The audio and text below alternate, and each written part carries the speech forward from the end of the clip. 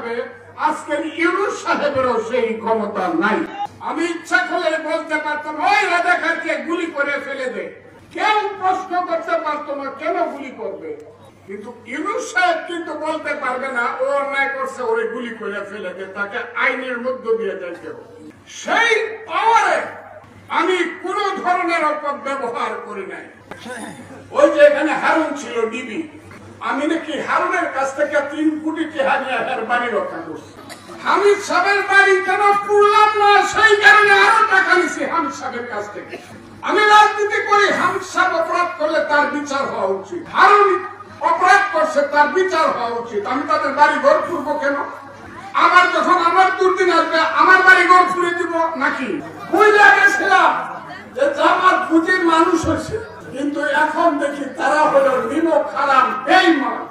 তাদেরকে ক্ষমা করা হয়েছিল কিন্তু তারা মানুষ হয় নাই। এই দেশটারে আবার ওই ৭১ আলবদর রাজাকারের হাতে নিতে চায়, এটা কি আপনারা সমর্থন করেন? যদি সমর্থন না করেন, আমাদের পছন্দ না লাগে ভোট দিয়েন না, কিন্তু আমি হাত জোড় করে বলি সন্ধ্যার সময় রাজাকারের বাচ্চারা ভোট দিয়ে না।